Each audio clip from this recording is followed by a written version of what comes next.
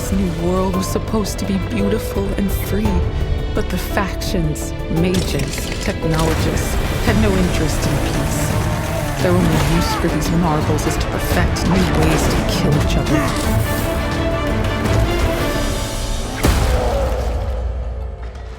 New Ark Line. Combine Baldurs Gate 3, Fable 3, and the lore of Dragon Age Origins, and you have New Ark Line. A game that uses what we love about story-rich RPGs, and adds a little something extra.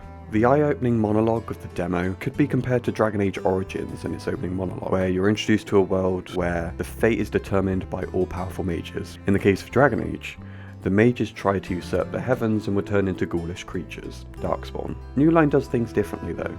A non-magic hero, an underdog, rises up to strike at the heart of the sorcerer's knowledge, casting them down.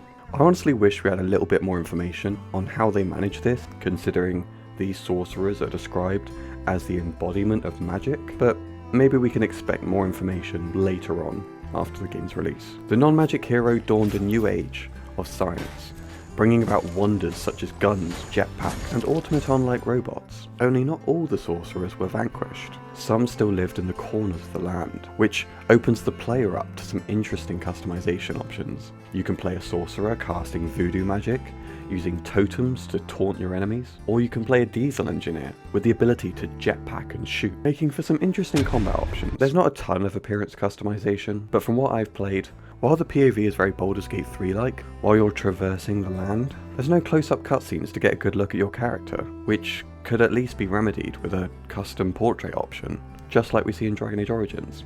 But I will say, the beauty of this customization is in the character backgrounds.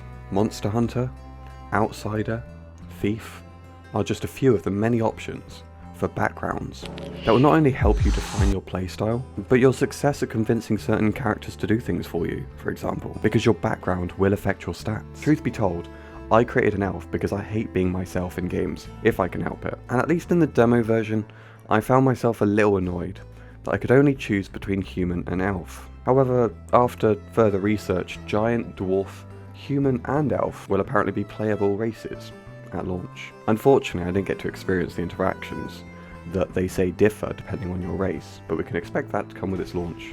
As far as the demo goes, we get a clear idea of the turn-based combat though, the companion interaction in cutscenes, and how some try to survive this new world by using science for their own ends. I was actually kind of surprised by how Witcher-esque the quest felt. I went from an underwhelming opening quest, where I have to find a doctor for a random citizen's wife, to a hospital conspiracy rabbit hole, where I was left wondering if science was just as questionable as sorcery, especially considering the technology in this world is diesel powered, which, from an outside perspective, we know comes with its own health issues or environmental concerns. Considering how sorcery has such an impact on the world, I kind of expected more when I chose the sorcerer class. Maybe civilians simply running away during a combat encounter would be good,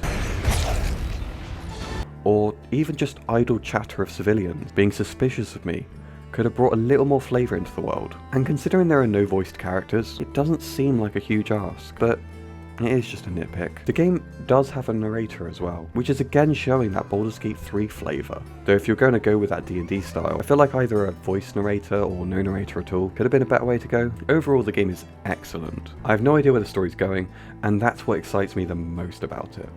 The tensions between sorcerers and science are what I imagine will play a crucial role in the overall story. But the game boasts the possibilities of romance in the game, which, if you're a Bioware fan like I am, it's exciting to hear, especially since Mick, the only companion I've met so far, isn't the most exciting. But New Ark Line wins me over on how the stats affect questing, and the role mechanic that we all know and love from Baldur's Gate 3. And just like Baldur's Gate 3, I can't wait to watch the consequences of my choices unfold. So overall, I highly recommend checking out New Ark Line when it releases. Thank you Fulcrum Publishing and Lurkit for supplying this demo.